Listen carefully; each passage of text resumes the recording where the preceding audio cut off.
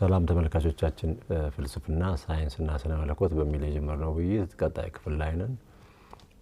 እንግዲህ ባለፉት ክፍሎች የጥንታውያኑ የግሪክ የቅድመ ሶክራተስ ፈላስፎች ስራዎችን ማየት ጀምረን ነበርና በእርግጥ እንግዲህ ቅድመ ሶክራተስ የሚለው ስም ጥንታዊነታቸውን ለማሳየት እንጂ ለዘመናዊ ሳይንስ የቀረቡት እነሱ ናቸው። ባለፈውም እንዳየነው ስራ ናቸውና ከሚያዩት ተነስተው ሁሉም ነገር ለሁሉም ነገር መሰረት ለማስቀመጥ ለመተንተን ሲሞክሩ አይተናቸዋልና ይሄ እንግዲህ ዘመናዊ ሳይንስ የምንለው ዳሳሽ ነው፣ ኢምፒሪካል ነው። እንግዲህ ዘመናዊ የሚለውን በኮቴሽን ውስጥ ብናስቀምጠው የተሻለ ይመስለኛል። ለምሳሌ ዲሞክሪተስን እንዳየነው የ16ኛው ክፍለ ዘመን የ17ኛው ክፍለ ዘመን ሰው ነው የሚመስለው። እስቲ በእነሱ ላይ እንቀጥላለን። አቀራረባችን የእነሱን የቀደሙትን እያየን መሀል ላይ ደግሞ የቅርቦቹን በተለይ ደግሞ ከዘመናዊው ከሬኔሳንስ ከጣሊያን ሬኔሳንስ ቢያንስ በኋላ የነበሩትን ዘመናዊ የምንላቸውን ሳይንቲፊክ ሜተድ ከጀመረ ከዴካርት በኋላ ያሉትን እንኳን ብናያቸው እነሱን አንድ ላይ እያጣመርን ለማየት እንሞክራለን። ይሄ በአቀራረቡ ላይ እንደዚህ እያደረግን እንሄዳለን። ስለዚህ ወደ ዋናው ርዕሳችን ስንገባ ኮዝሞስ ወይም ደግሞ ትዕይንተ ዓለም የሚባለው በግሪክ ነው። ይሄ ትርጉሙ ስርዓት ያለው የከዋክብቱ አቀማመጥ ማለት ነው። ትርጉሙ ማለት ነው ስርዓት ያለው የከዋክብቱ አቀማመጥ ማለት ነው። እንግዲህ ካርል ሳጋን እንዳለው ተፈጥሮ ለሳይንስ አመቺ ናት፣ ስርዓት አላት። በዚህ ላይ ደግሞ ለውጥና እንቅስቃሴ ስላለ ተፈጥሮ አትኩሮ በተለይ በጉጉትና በፍቅር ለሚያያት ሁሉ ጊዜ ከመስጠት ቸል አትልም ይላል ካርል ሳጋን። ተፈጥሮ በነውጥ የተሞላች ብትሆን ኖሮ ለሳይንስ አትመችም ነበር። የፊዚክስና የስነ ፈለክ ተመራማሪው የነበረው ካርል ሳጋን ሰው በዚህ ግዙፍ ዩኒቨርስ አሁን እንግዲህ መልቲቨርስ ነው የሚባለው አይደለም፣ የተለያዩ ዓለማት ማለት ነው በአሁኑ ዘመን እይታ ማለት ነው። ስለዚህ ሰው በዚህ መልቲቨርስ ውስጥ ወይም ደግሞ በተለያዩ ዓለማት በተከበበ አንድ ጋላክሲ ውስጥ ከጋላክሲው ደግሞ አንድ ኮርነር ውስጥ ተወሽቃ ባለች ምድር ያለ ሰው የተለየኝ ነው ብሎ የተለየው ነኝ ብሎ ጉራ ባይነዛ ይላል ካርል ሳጋን። ምን ማለቱ ነው? በሌሎች ዓለማት የኛን ጋላክሲ የሚያስንቅ ህይወት ይኖራል ብሎ ስለሚያምን ይመስለኛል። በእርግጥ ሰዎች የሌሉበት ዩኒቨርስ ወይም መልቲቨርስ በሉት ምን ትርጉም ይኖረው ይሆን? ሌሎች ዓለማት ላይ ህይወት ቢኖር ፋይዳው ምንድነው? እንግዲህ ማርስ አታክ የሚል ፊልም ትዝ ይላችኋል አይደል? ስታር ወርስን ብዙ ፊልም የምትወዱ ሰዎች አይ ቲንክ የምታውቋቸው ይመስለኛልና እነዚህ ያየበስ በርግጥ ሊያስደንቀው ይችላል፣ ሊያስደነግጠውም ይችላል። ነገር ግን እነዚህ ማርሳውያን ምን ነው ድምጻቸው ጠፋ የሚል አንድ ጣሊያናዊ ፌርሚኒ የሚባል ሳይንቲስት እንደነበረ ትዝ ይለኛልና ለማንኛውም ሰው ምንድነው የሚለው ራሱ ዋና ርዕሳችን ነው የሚሆነው። ወይም ደግሞ የሰው ማዕከላዊነት ምን ድረስ ነው ለሰው ትርጉም የምንሰጥበት ደግሞ ርዕሶችን ይኖረናል። እንግዲህ ወደ ውይይታችን እየገባን ሳለን ዮሐንስ ኬፕለር የሚባለው ሳይንቲስት እንዲህ ይላል፣ ለምን ወፎች ይዘምራሉ ብለን አንጠይቅም፣ ለዚሁ ተፈጥረዋልና ይላል። እንዲሁም ሰዎች የማወቅ ጉጉታችን ከየት መጣ ብለን አንጠይቅም፣ ምክንያቱም ሰማያቱ በሚስጥራት የተሞሉ ናቸውና የሰው አእምሮ ለረሃቡ የሚሆን ምግብ መቼም አያጣም ይላል። እንግዲህ ራሱን ጨምሮ ነው ይሄንን ዘመን ተሻጋሪ አስተያየት የሰጠው ይሄ እውቅ ሳይንቲስት ኬፕለር ማለት ነው። እንግዲህ ኬፕለር ትዳሩን ጨምሮ ህይወቱን እስኪያጣ ድረስ ለአዲስ አስተሳሰብ ራሱን መስዋዕት አድርጓል። እንግዲህ በርዕሳችን ሳይንስ ፍልስፍናና ስለ መለኮት የሚገናኙበትን አንድ መጋጠሚያ ቦታ ለማግኘት ስለሆነ ዋናው ሐሳባችን ኬፕለርን ያነሳሁት ለዚህ ነው። ሰዎች ከዋክብቱ ከፀሐይና ከጨረቃ እያዩ ከዑደታቸው ማለት ነው ጊዜ መቁጠር ችለዋል ሰዎች ወቅቶች እንዴት እንደሚመጡና እንደሚሄዱ ተገንዝበው መቼ መዝራት እንዳለባቸው አውቀዋል። እንግዲህ በጥንት ዘመን በእሳት ዳር ቁጭ የሚባልበት መጽሐፍት ያልነበሩበት ሬዲዮ፣ ፊልም፣ ቴሌቪዥን ያልነበረበት ዘመን ነበር። ስለዚህ በደመቀው ጨረቃ ከዋክብት የሚታይበት ዘመን ያ ዘመን አልፏል። ሰማያቱ በእርግጥ ድንቅ ናቸው። ቅርጽ ብታወጡለት የህብር ከዋክብቱ ስርዓት ልዩ ነው። በአሁኑ ዘመን እንግዲህ ኮከብ ሲባል የታዋቂ ሰዎች የታዋቂ እግር ኳስ ተጫዋቾች ስም ነው ድቅን የሚልብንና ለቀደሙት ግን ከዋክብቱ ከአመታት ከወቅቶች ጋር የተያያዙ ቀጥታ ከህይወታቸው ጋር የተያያዙ ነበርና እነሱን አንጋጦ ማየት ለነሱ የዕለት ተዕለት ስራ ነበር ማለት ነው። ስለዚህ ዑደታቸውን በሚገባ እየመዘገቡ ካላንደራችንን ሰጥተውናል። ሁሉም ነገር ሬዲ ሜድ ስለሆነልን እኛ አሁን ለጥ ብለን እናድራለን ወይም ደግሞ ቴሌቪዥን ስናይ እናመሻለን። እንግዲህ እንደ ኤድዊን ሀብል ያሉ ደግሞ ተመራማሪዎች ቴሌስኮፕን በመጠቀም ለስነ ፈለክ ወሳኝ ግኝት አስተዋጽኦ አድርገዋል። ከኛው ሚልኪ ዌይ እንግዲህ ሚልኪ ዌይ የሚለው ቃል ምናልባት በዚሁ አጋጣሚ የሚልኪ ዌይ የሚባለው የሄራ ወተት ነው። ሄራ ወተት ማለት ነው ይላል ትውፊቱ። ሄራ የዙዌስ የሚባለው የግሪክ አማልክት አንዱ የሆነው ሚስት ነበረች። ከሟች ሰው የወለደውን ሄርኩለስ የሚባለውን ልጁን መለኮት እንዲሆንለት የሚስቱን እሷ መለኮት የሆነችውን የሄራን ጡት እንዲጠባ ሲያደርግ ሄራ ነቃችና ጡቷን ብትመነጭቀው የፈሰሰው ወተት ሚልኪ ዌይ ሆነ የሚል ነው። እንግዲህ ከዚህ ነው የመጣው ሚልኪ ዌይ የሚለው። ጋላክሲ ማለት ያው በግሪክ ወተት ማለት ስለሆነ ነው እንግዲህ ሚልኪ ዌይ የሚባለው ማለት ነው። ስለዚህ ይሄ ቅድም የጠቀስነው ኤድዊን ሀብል በዚህ በቴሌስኮፕ በስሙ የተሰየመው ቴሌስኮፕ ተጠቅሞ በሚያይበት ጊዜ ሌሎች ጋላክሲዎች እንዳሉ ይመለከታል። እነሱም ደግሞ በፍጥነት እየራቁን ይመስላል። ስለዚህ ዩኒቨርሱ እየሰፋ ኤክስፓንድ የሚያደርግ ይመስላል የሚል አስደንጋጭ ግኝት ይዞ ብቅ አለ ማለት ነው። እንግዲህ ይሄ ግኝት የቢግ ባንግ መሰረት ነው በግማሹ ማለት ነው። ያው ወደ ኋላ ዘርዘር አድርገን እናየዋለን። እንግዲህ አስትሮኖሚ ማቴማቲክስንና ጽሁፍን አዳብሯል። ምክንያቱም የከዋክብቱን ዑደት ለመመዝገብ የልኬትና የጽሁፍ ስራን ስለሚጨምር ማለት ነው። እንግዲህ በዚህ ደግሞ ንጹህ ምርምር ውስጥ ደግሞ ሁልጊዜ ምልኪ የሚቀላቅሉ ሰዎች ሱፐርስቲሽን ማለት ነው ምልኪ የሚቀላቅሉ ሰዎች አይጠፉም እና ሁሌም ደግሞ ንጹህ ነገር ወይም ደግሞ በቅን ልቦና የሚሰሩ ነገሮችን ለግል ፍላጎት ከፍርሃት የተነሳ የሚበርዙ ኮፒካቶች ነው የሚባሉት አይጠፉም።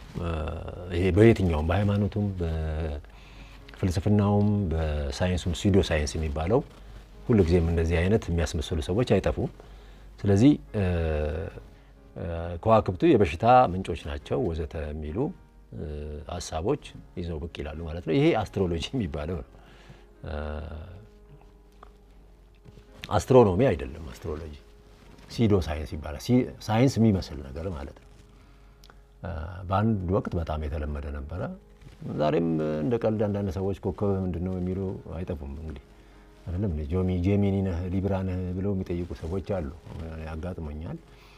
ዞሮ ዞሮ እስቲ ታሪኩን እንየው እና አስትሮሎጂስቶች በታሪክ የነገስታት አገልጋዮች የነበሩ ናቸውና የፕላኔቶችን እንቅስቃሴ እየመዘገቡ መንግስት ይወድቃል ይጸናል የሚሉ ነበሩ። ከተሳሳቱ ደግሞ አንገታቸው ይቀላል። እንግዲህ ይሄ በመንግስት ደረጃ ያለው ነው። ግን ለአስትሮሎጂ ታሪኩን እንደምናየው ካርል ሳጋን እንደሚነግረን ከግብጽ አንስቶ እና በግሪክና ሮም ከ2000 ዓመት በፊት እንደጀመረ ታሪኩን ይነግረናል ካርል ሳጋን። እንግዲህ ግን ለአስትሮሎጂ የተወለዳችሁበትን ቀንን ካላወቀ የሚሰራ አይመስልም። ስለዚህ መንትዮች ላይ ሞክሩት እያለ ካርል ሳጋን ያላግጣል ማለት ነው። እሱ ዕውቅ አስትሮኖመር የነበረ ስለሆነ ቢያላግጥ አይፈረድበትም። የስነ ከዋክብት ተጽዕኖ በብሔራዊ ባንዲራዎች ሰንደቅ ዓላማዎች ላይም የጎላ ነው። ኮሙኒስቶቹ ሳይቀሩ ከዋክብትና ህብረ ከዋክብትን ምልክቶቻቸው አድርገዋል ማለት በሰንደቅ ዓላማዎቻቸው ላይ። ምናልባትም ከግማሽ በላይ የሆኑት ሀገራት እንደዚህ ናቸው። ለምሳሌ ኮከብ ያላቸው 20 ሀገራት እናገኛለን። ጨረቃ ወደ 11 ሀገሮች ማየት ትችላላችሁ። እነዚህ ህብረ ከዋክብት ደግሞ እንደ አውስትራሊያ፣ ኒውዚላንድ፣ ብራዚል ወዘተ ያሉት ሀገሮች ባንዲራዎች ላይ የሚታዩ ናቸው። እና ምን ለማለት ነው? ከትዕይንተ ዓለሙ ጋር ከኮስሞሱ ጋራ ሰዎች በኑሯቸውና በታሪካቸው በጣም የተያያዙ እንደሆኑ ያሳያል ማለት ነው። ስለዚህ የታላቅነት ምልክት ተደርጎም ስለሚወሰድ ነው በባንዲራዎች ላይ የምናገኘው ማለት ነው። እንግዲህ ዘመናዊው አስትሮሎጂ ወይም ደግሞ ኮከብ ቆጠራ ከክላውዲየስ ቶሎሚ ይጀምራል። እንግዲህ ታሪኩን ስናይ ማለት ነው። ይሄ የግብጽ ነገስታት ሞክሼ የሆነው ምክንያቱም ቶሎሚ ትዝ እንደሚላችሁ ከአሌክሳንደር ጄኔራሎች አንዱ የነበረውና የግብጽን የመሰረተው ነው ማለት ነው። ስለዚህ ቶሎሚ የሞክሼ ስለሆነ ንጉሱ ሳይሆን ይሄ ሳይንቲስት ወይም ደግሞ አስትሮኖመር የነበረ ሰው ነው እና ይሄ ሰው በሁለተኛው ክፍለ ዘመን ከክርስቶስ ልደት በፊት በአሌክሳንድሪያ በላይብረሪ ውስጥ ይሰራ ነበር ይላል ታሪኩ። እንግዲህ እርሱም የባቢሎናውያንን የኮከብ ቆጠራ ባህል ሲስተማቲክ አድርጎ በአዲስ መልክ ግላ የሆነ የኮከብ ቆጠራን ያስተዋወቀ ሰው ነው ይላል ታሪኩ። እንግዲህ ቶሎሚ የከዋክብቱ ተጽዕኖ ከጸባይ ባሻገር ጠይምም ቀይም መልክም ይለውጣል የሚል ሀሳብ ነበረውና እርግጥ እሱ በዛን ጊዜ ከዋክብቱ የጋላክሲው ደግሞ የዩኒቨርሱ አካል መሆኑን አያውቅም ነበረ። በሚያየው ብቻ ተወስኖ ዞሮ ግን የራሱን ጥረት የሚያደርግ ተመራማሪ ነበረ እና ያን ጊዜ ደግሞ አስትሮኖሚ እና አስትሮሎጂ አንድ ላይ የተደባለቀ ስለነበረ ነው። ስለዚህ አስትሮኖሚ ሳይንስ ነው፣ አስትሮሎጂ ግን ሳይንስ ሳይሆን ሳይንስ መሰል የሆነ ማረጋገጫ የሌለው ፕላኔቶቹ ህይወታችንን ያዛባሉ ወይም ያቃናሉ የሚል ግምት ነው። ቶሎሚ በዘመኑ አስትሮኖሚና አስትሮሎጂ ልዩነት ስላልነበራቸው እንግዲህ የሚችለውን ሰርቷል። የከዋክብቱን እንቅስቃሴ ተመልክቶ ተገርሟል። ምድርም ክብ ናት። እንግዲህ መገረም ነው የምርምር ዋናው መነሻ፣ መገረም፣ መደነቅ። ይሄ ኳሊቲ የነበረው ሰው ነው ቶሎሚ እና ደግሞ ፀሐይ፣ ጨረቃና ከዋክብቱ ጨረቃና ከዋክብቱ በፀሐይ ዙሪያ ይሽከረከራሉ ብሎ 1000 ዓመት እንግዲህ ያህል ተጨብጭቦለታል ማለት ነው። በኋላ ኮፐርኒከስ እስኪመጣ ድረስ ማለት ነው። ለመደበኛ እይታ በርግጥ ይሄ አያስገርምም። ሌላኛዎቹ ይዞራሉ፣ ምድር ግን አትነቃነቅም። ስለዚህ ቶሎሚ የተናገረው ከመደበኛው እይታ ይሄን ያህል የተለየ አልነበረም። እንግዲህ የቶሎሚ ሐሳብ ከታች ወደ ላይ ሲታይ ትክክል ይመስላል፣ ከጎን ሲያዩት ግን እንደዚህ አይደለም። ስለዚህ የቶሎሚ ሐሳብ በመካከለኛው ዘመን ቤተክርስቲያን ድጋፍ ስላገኘ ለ1000 ዓመት የለውጥ እንቅፋት ሆኖ መቅረቱን የሳይንስ ታሪክ ያስረዳናል። ለኮፐርኒከስ፣ ለኬፕለርና ለጋሊሌዮ ህይወትም ደግሞ አደጋ የፈጠረም ሆኗል ማለት ነው ያስተሳሰብ። በኋላ ላይ እናየዋለን እሱን። እንግዲህ ይሄ የሳይንስና የመካከለኛው የዘመን የቤተክርስቲያን ፍጥጫ ደግሞ ብዙ የሚያስተምረን ነገር ይኖራል። ከዚህ ብዙ ነገር እንማራለን። በዚህ በተለይ ሳይንስ ፍልስፍናና ስነ መለኮት በሚለው ሀሳባችን ላይ ይሄን ለመለየት ነው የምፈልገው። ሳይንስ ምንድነው? ምን አይነት ሜተድ ይከተላል? ዓላማው ምንድነው? መድረሻው ምንድነው? ፍልስፍና ምንድነው? ታሪኩ እንደገና ስለ መለኮት። እነዚህን ሀሳቦች ስናይ እነዚህ ታሪኮች ይጠቅሙናል ማለት ነው። ስለዚህ መካከለኛው ክፍለ ዘመን ቤተክርስቲያን ከኮፐርኒከስ ሀሳብ ጋር ሄዳ ስትላተም ለምን ተላተመች የሚለውን ካየን ለአሁኑ ዘመን ደግሞ ላለን ሰዎች በጣም ይጠቅመናል ብዬ አስባለሁ። እንግዲህ ዛሬም ሳይንስና ክርስትናን ሊያጣሉ የሚሞክሩ ሰዎች አሉ፣ ወይም የተጣላባቸው ሰዎች ሊኖሩ ይችላሉ። እንግዲህ የመጣው ነገር ሁሉ ደንቃራ ነው ብለው የሚያስቡ ሰዎች በየዘመኑ ይኖራሉና ምናልባት አጼ ምኒልክን ዘመን በምናይበት ጊዜ አጼ ምኒልክ በዘመናቸው እንግዲህ አዳዲስ ቴክኖሎጂዎች ያመጡ ነበርና ለማስተዋወቅ ሲሞክሩ ሁሉ ነገር ደንቃራ ነው ይላሉ። መኪናማ መጡ፣ ስልክማ መጡ፣ ደንቃራ ነው እየተባሉ ያንን ራሳቸው እየሞከሩ ማሳየት እንደነበረባቸው። ስለዚህ ታሪካቸውን ስናነብ እንደዚህ አይነት ነገር እናያለንና እንግዲህ ባለፈው ያነሳነው ፔሬዱሆም የሚባለው ሳይንቲስት ሂስቶሪያን እንግዲህ ሳይንስ ኦብዘርቬሽንም ሆነ ቲዮሪ ማንነትን ሪያሊቲን ማለት ነው ሊተነትን አይችልም። ስለሆነም ዲባ አካላዊ ወይም ደግሞ ሜታፊዚካል አንደምታ የለውም የሚለው ሁልጊዜም ልናሰምርበት ይገባል። ይሄን ሐሳብ በርግጥ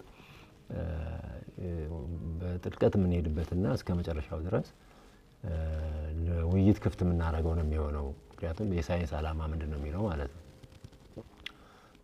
ራሱ ሳጋን ካርል ሳጋን እንግዲህ የኤቲስትነቱን ጥግ አይ ቲንክ ሚዛኑን ኤቲስትነቱ ሚዛን ያሳስቶት ኢቮሉሽን የተረጋገጠ ሀቅ ነው ሲል እናየዋለንና የዘመናዊ ፍልስፍና የስነ ዕውቀት መሰረት ሳይንቲፊክ ሜተድ ነው። ይሄም ደግሞ በሬኔ ዴካርት የተጀመረ ነው። እንግዲህ አሁን ስለ ሳይንስና ስነ መለኮት ወይም ደግሞ ቤተክርስቲያን ግጭት ላይ ነው ርዕሳችንና በዚሁ አሳክኬ ምናልባት ምንድነው ራሱ የሳይንስ የዘመናዊ ፍልስፍናስ መነሻው ምንድነው ከሚለው ሐሳብ ጋር ነውና ሳይንቲፊክ ሜተድ ምንድነው የእውነተኛ ዕውቀት ጅማሬ ጥርጣሬ ነው የሚለው ነው ማለት ነው። ይሄ የዴካርት ሐሳብ ነው። አይ ቲንክ therefore I am ደግሞ I doubt therefore I am የሚለው ሐሳብ ማለት ነው። ስለዚህ ጥርጣሬ የዕውቀት የእውነተኛ ዕውቀት መነሻው ወይም ደግሞ መጀመሪያው ጅማሬው ጥርጣሬ ነው የሚል ነው። ሳይንቲፊክ ሜተድ የሚባለው ይሄ ነው እንግዲህ በዴካርት የተጀመረው ማለት ነው። ይህም እንግዲህ መነሻ አለው። መነሻው ምንድነው? ሰዎች ስህተት ሊሰሩ ይችላሉ ከሚል ጽኑ መሰረት ላይ ያረፈ ነው። ሰዎች ይሳሳታሉ፣ እንሳሳታለን የሚል ሐሳብ ነው ማለት ነው። ስለዚህ በየትኛውም ፊልድ እርግጠኛ ነን ብለው ወይም ደግሞ እርግጠኛ ሐሳብ አለን ብለው የሚቀርቡ ሐሳቦች ወይም ደግሞ ሰዎች ለቀጣይ ምርምርና ዕውቀት እንቅፋት ይሆናሉ ወይም ደግሞ እየሆኑ አይተናል ከሚል የሳይንስ የስነ መለኮትና የፍልስፍና ታሪክ አንፃር ነው ሬኔ ዴካርት እዚህ ላይ ደረሰው እንጂ ዝም ብሎ አይደለም። ስለዚህ ጥርጣሬ ያሁኑ ዕውቀት ለሚቀጥለው ዕውቀት መነሻ ነው የሚሆነው። ሰዎች ወደ ዕውቀት ይቀርቡ ይችላሉ እንጂ ፍጹም ዕውቀት ላይ ሊደርሱ አይችሉም የሚል ሐሳብ ነው እኮ። ግን ይሄ ምን ማለት ነው? እርግጠኛ ያልሆነ ዕውቀት አይደለም ለማለት ነው። እንግዲህ ገልብጠን ስናየው ማለት ነው። ዕውቀት የማይጨበጥ ነው ማለት አይደለም። ወደ ትክክለኛ ዕውቀት ለመጠጋት ግን ለመድረስ ግን ያላሰለሰ ትጋትና የሰለ አእምሮ ያስፈልጋል ማለት ነው።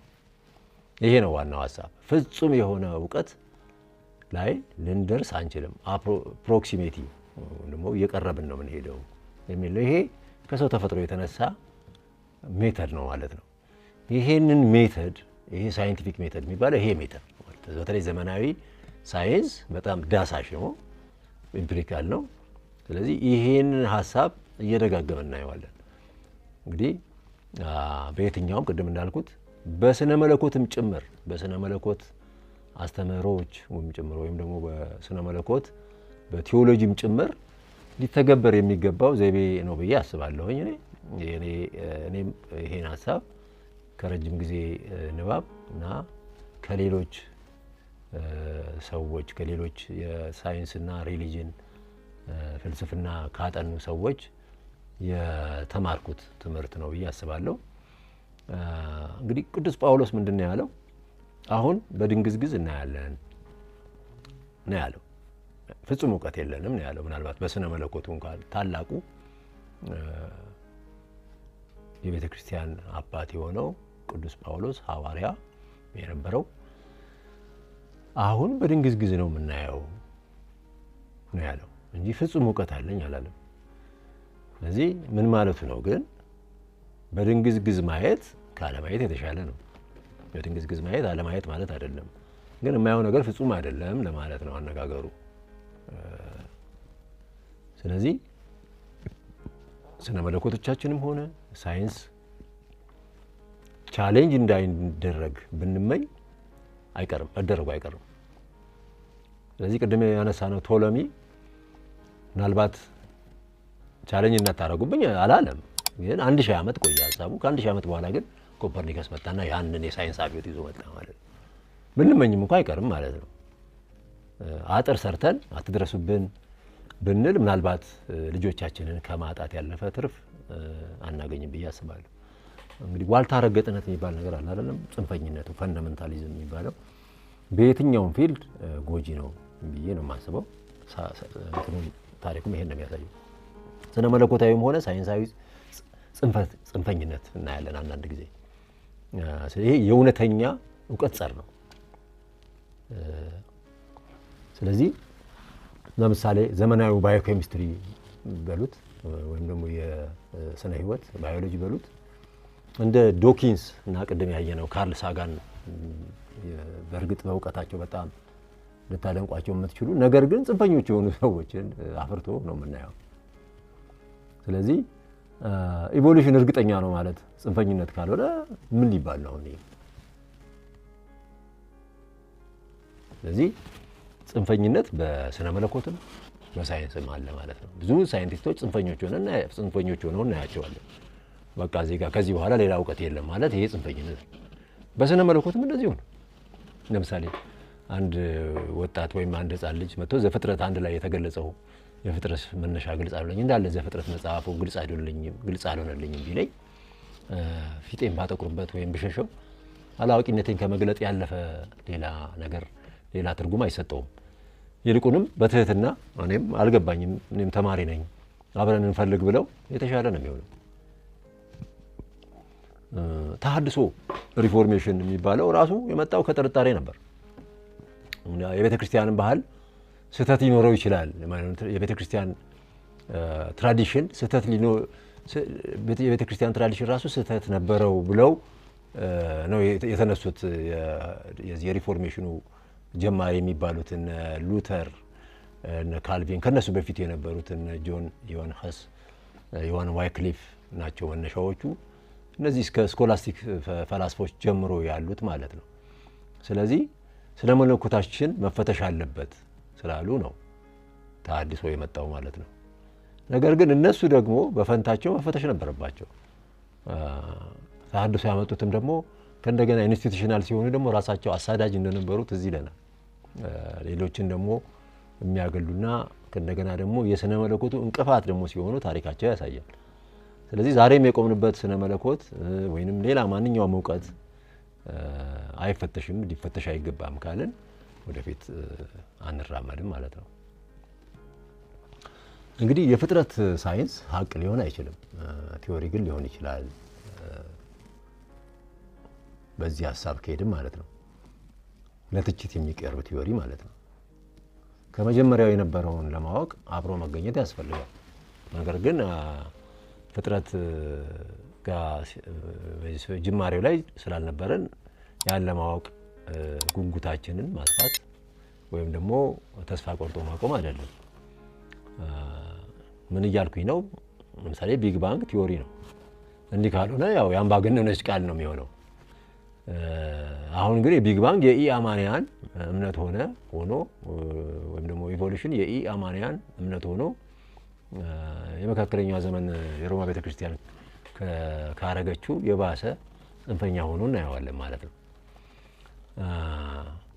ለምሳሌ በባዮኬሚስትሪ የዲኤንኤ ሚስጥርን ቢተነትንም በኬሚካላዊ ትንታኔ ቢተነትን ሰውን ግን ከኬሚካላዊ ትንታኔ አንጻር ብቻ ማጠናቀቅ ይሄ አንድ ጎን እይታ ነው የሚሆነው ከተነሳንበት ሀሳብ አንጻር ማለት ነው። እንግዲህ እነዚህ ሰፋፊ ሀሳቦች በኬሚስትሪ፣ ፊዚክስ፣ ማቴማቲክስ ወዘተ ጭራሽ የሚተነተኑ ነገሮች ናቸው ማለት ነው። በአንድ አቅጣጫ ብቻ ተንትኜ ጨርሼዋለሁኝ ማለት የእውቀት እንቅፋት ነው ማለት ነው። ስለዚህ ሀሳባችን በጣም ሰፊ ቢሆንም አንድ መገናኛ ጋር ግን መድረሳችን አይቀርም። ስለዚህ ተፈጥሮ መረዳት አለ፣ እሱ ሳይንስ ይባላል። እንግዲህ ቅድም እንዳልኩት ቶለሚ ከኔ ቃል ውልፍት እንዳትሉ አላለም። የአሁኖቹ ግን ከኔ ቃል ውልፍት እንዳትሉ የሚሉ በሁሉም መስክ ሰዎች የእውቀት እንቅፋቶች ሆነው እናያቸዋለን ማለት ነው። ስለዚህ ነው የፍልስፍና፣ የሳይንስ፣ የስነ መለኮት ታሪክን መመልከት ሁሉ ጊዜ የሚያስፈልገው ታሪክን በምንመለከትበት ጊዜ የአንድ ነገር አመጣጡ እንትኑ ታሪኩን እና እድገቱን የት ጋር እንደሚበላሽ ከየትኛውም ከኢኮኖሚ ከፖለቲካውም ታሪክ አንጻር እያየነው ስንሄድ የተሻለ እይታ ይኖረናል ማለት ነው። እንግዲህ በ1543 የፖላንዱ ቄስ ኮፐርኒከስ የዓለማቱ ማዕከል ምድር ሳትሆን ፀሐይ ነች የሚል ስራውን ይዞ ከ1000 ዓመት በኋላ ብቅ እንዳለ ታሪኩ ያሳየናልና ይሄንን ግኝቱን በ1616 የካቶሊክ ቤተክርስቲያን መጽሐፉን ከውግዝ ዝርዝሮች ውስጥ አስገብታቸዋለች። ውግዝ ከማሪዮስ አይደለም የሚባለው ከዛ ውስጥ አስገብታቸው ነበርና እስከ 1835 ድረስ ይሄ ውግዘት ቆይቷል በኮፐርኒከስ ላይ። እንግዲህ ቅድም የተሐድሶ መሪዎች ናቸው ከምንላቸው ሉተርም አንዱ አንተ ጥራዝ ነጠቅ ብሎ እንዳለው ታሪኩ ያሳያል። ማንን? ኮፐርኒከስም ማለት ነው። ለምን ኢያሱ ፀሐይን እንጂ ምድርን አላቆምም፣ ስለዚህ አንተ ጥራዝ ነጠቅ ብሎ ኮፐርኒከስ ላይ ተሳለቀበት ይላል የሉተር ታሪክ ማለት ነው። እንግዲህ ይሄ የተሐድሶ መሪ የነበረው ሰውዬ ራሱ ደግሞ የእውቀት ደግሞ እንቅፋት ሲሆን እናየዋለን ማለት ነው። እንግዲህ የመካከለኛው ዘመን የበሽታ የሃይማኖት ግጭት ረሃብ ወዘተ እንግዲህ ይሄ ምስቅልቅሉ ለምልኪ የተመቸ ነበርና በዚህ ደግሞ የጨለማ ዘመን ውስጥ ደግሞ የምናየው ሌላ ሳይንቲስት አለና በጀርመን የተወለደው ዮሐንስ ኬፕለር ቅድም ጠቀስ አድርጌዋለሁኝ እና ይሄ ኬፕለር ብቅ ይላል እና ኬፕለር በፕሮቴስታንት ሴሚናሪየም ተማሪ እንዲሆን የተላከ ልጅ ነበረ። ነገር ግን ከሃይማኖተኝነት ይልቅ የፈጣሪን ሐሳብ ለማወቅ የሚመኝ ልጅ ነበር። ስለዚህ ምንድነው ብሎ የሚያስበው ፈጣሪ ጂኦሜትሪያን ነው የሚል ሐሳብ ነበረው እና በ1889 በቱምቢንገን በምትባል ከተማ የቅስና ትምህርት ለመከታተል ይሄዳልና ይሄን ከጨረሰ በኋላ አስተማሪ ለመሆን ይሞክራል፣ አልተሳካለትም። እንግዲህ ወደ ኬፕለር ግኝት ምን እንደሆነ ለማየት እየተንደረደርን ያለነውና እና በኬፕለር ዘመን የታወቁት ፕላኔቶች ማርስ፣ ሜርኩሪ፣ ጁፒተር፣ ቬነስ፣ ሳተርን እና ምድር ነበሩ። ስለዚህ ለምን 6 ብቻ ሆኑ ከዛስ በላይ ቢሆኑ የሚል ጥያቄ ነበረው። ኬፕለር በቲዮሪ የሚያውቀውን ሌላ ታኮ ብራሄ የሚባል እንደው መዝናናት የሚወድ ጥሩ ኑሮ የሚኖር ተመራማሪ በመሳሪያዎች እየታገዘ ማየት ችሎ ነበርና እሱ ሲሞት ለኬፕለር የምርምሩን ውጤት ይሰጠዋል። ስለዚህ ኬፕለር ምርምሩ ትክክል መሆኑን ሊያረጋግጥ ችሏል ማለት ነው። ስለዚህ ፕላኔቶቹ በፍጹም ክብ ፀሐይን ማዕከል አድርገው ይዞራሉ የሚለው የቀደመው ከፓይታጎረስ፣ የፕሌቶ፣ የቶሎሚ ኢቭን የኮፐርኒከስ የራሱ የታይኮ ብራሄም እና የጋሊሌዮም ሐሳብ እና አቋም ነበረ። ከዚህ አስተሳሰብ ፈቀቅ ማለት ራሱ እንደ ኑፋቄ የሚታይ ነበርና ይሄን ነው ኬፕለር ለየት የሚያደርገው በዚህ በአስትሮኖሚ ታሪክ ውስጥ እጅግ የተለየና ከፍ ያለ ስፍራ የሚሰጠው ኬፕለር ለዚህ ነው ማለት ነው። እንግዲህ ኬፕለር በእምነቱ የጸና የወንጌል አማኝ ነበር። ለዚህም ደግሞ ዋጋ ከፍሎበታል። ከነበረበት ኦስትሪያ ወደ ፖላንድ እንዲሰደድም ሆኗል እና ይሄ ሰው ፕላኔቶቹ በክብ ሳይሆን ሞላላ በሆነ ቅርጽ ኤሊፕቲካል በሚባለው መንገድ ነው የሚዞሩት። ወደ ፀሐይ ሲቀርቡ ይፈጥናሉ፣ ከፀሐይ ሲርቁ ይዘገያሉ፣ ወደፊት ክንብል የሚሉ ይመስላሉ እንጂ መቼም ከፀሐይቱ ጋር አይጋጩም ወይም አይደርሱም የሚል የሚገርም ሐሳብ ነው ይዞ ይመጣው ማለት ነው። እንግዲህ ኬፕለር ፕላኔቶቹ ፀሐይን የሚዞሩበት መንገድ ግሩም ድንቅ የሆነ ስምረት ነው ይላል። ይህም ለዩኒቨርሱ ሁሉ የሚሰራ ህግ መሆኑ ደግሞ ይበልጥ አስደናቂ ያደርገዋል። ከዚህም ተነስቶ ፕላኔቶቹ በፀሐይ ዙሪያ በስንት ሰዓትና ቀናት እንደሚዞሩ ካልኩሌት ወይም ደግሞ ማድረግ ችሏል ማለት ነው። ቀመር መስራት ችሏል ማለት ነው። ለምሳሌ ጁፒተር ላይ አንድ ቀን 9 ሰዓት አካባቢ ሲሆን በእኛ 1 ዓመት የምንለው ደግሞ በጁፒተር 11 ዓመት ይፈጅበታል የሚለው የሱ ጅማሬ የሱ ቀመር ግኝት ነው ማለት ነው። ስለዚህ ለኛ 1 ዓመት የምንለው የጁፒተር መታወቂያ ላይ ያዘ ሰው 11 ዓመት ነው እንደማለት ነው። እንግዲህ አሁን የምንለው እንደው አትኩሮት ሰጥተን ከተከታተለው ምንድነው ኬፕለር ዓለማቱ በአንድ ሜካኒካዊ በሆነ ኃይል የሚሽከረከሩ ናቸው እንጂ ልክ በፊት እንደሚታሰበው አማልክቱ በክንፋቸው እየነካኳቸው የሚንቀሳቀሱ አይነት አይደሉም የሚል በጣም የሚገርም አዲስ ሐሳብ ነው። ማለት በራሳቸው ይንቀሳቀሳሉ ማለት ሜካኒካል ነው የተፈጠረው የሚል ማለት ነው። ተፈጥሮ ራሱን ችሎ ይንቀሳቀሳል ማለት ነው። እንግዲህ ይሄ ሃይማኖታቸውን ብዙ የነቀነቀባቸው ሰዎች ነበሩ በዘመኑ ማለት ነው። የሚገርመው ግን ቅዱስ ኦግስቲን በ4ኛው ክፍለ ዘመን የነበረው የቤተክርስቲያን አባት እግዚአብሔር ከጊዜና ከስፔስ ውጪ ስለሆነ ምናልባት ይሄ ሐሳብ ላይ ያስደነግጠው ይችላል ለሱ ማለት ነው። ለኦግስቲን እግዚአብሔር ከጊዜና ከስፔስ ውጪ ነው ብሎ ስለሚያስብ እንደዚህ አይነቱ ሐሳብ ከ1200 ዓመት በኋላ ለኖሩት አማኞች የሳይንስ እንቅፋት ሆነው መገኘታቸው በጣም ያስደንቃል። ስለዚህም ነው ኬፕለርን ያሳድዱት የነበሩት ማለት ነው። የመካከለኛው ዘመን ቤተክርስቲያን ተሐድሶ ያስፈልጋት ለዚህ ይመስላል። በእርግጥ ተሐድሶ ራሱ ሙሉ አልነበረም። ራሱ ተሐድሶ ደግሞ ሌላ ተሐድሶ ያስፈልገው ነበር። አሁን እንግዲህ ፕላኔቶቹ ለምን 9 ሆኑ የሚለው አሁንም ድረስ ማለት ነው ከፀሐይስ ያላቸው አንጻራዊ ርቀት ለምን የተመጠነ ሆኖ የሚለው አሁንም ገና ምርምር የሚጠይቅና ሚስጥር ነው። እንግዲህ ወንድማችን ኬፕለር ፕላኔቶች ከፀሐይ የሚርቁበትና የሚቀርቡበት መንገድ ማግኔታዊ ነው የሚል ሐሳብ ነበረው ማለት ነው። እርግጥ ማግኔታዊ ማለት ግራቪቲ ማለት አይደለም። ነገር ግን ይህን ለማወቅ ደግሞ ግራቪቲ ነው ከክብደታቸው አንጻር ባለ የማቴማቲካል ቀመር ነው የሚሽከረከሩት የማይጋጩት የሚለው ደግሞ የግራቪቲ ሐሳብ ደግሞ እሱን ደግሞ ለማወቅ ገና 30 ዓመት ይፈልግ ነበር ኒውተን እስኪመጣ ማለት ነው። ስለዚህ ኬፕለር ፕላኔቶቹ ልክ እንደ ምድር ከቁስ የተበጁ ነገሮች ናቸው እንጂ ፍጹማን የሆኑ ሰማያዊ አካላት አይደሉም ለማለት የመጀመሪያው ሆነ ማለት ነው። ይሄ በጣም በሳይንስ ታሪክ ላይ ከፍተኛ የሆነ ለውጥ ነው። ምክንያቱም ፍጥረት ጉዝ ነው። በፊትም እንደሚታሰበው ከዋክብቱ ህይወት ያላቸው ነው የሚመስሉት። ነገር ግን ጉዝ ሆነው ሜካኒካሊ ግን ይሽከረከራሉ እንደ መኪና ማለት ነው። ልክ ወይም ደግሞ እንደ ሌላ ሜካኒካል ነገር ይንቀሳቀሳሉ ማለት ይሄ በጣም ለመካከለኛው ዘመን ሰዎች ራስ የሚያዞር ጉዳይ ነው። ልክ እንደ ኮፐርኒከስ ግኝት ማለት ነው። እንግዲህ የታይኮ ብራሄን አስተዋጽኦ ሳንረሳ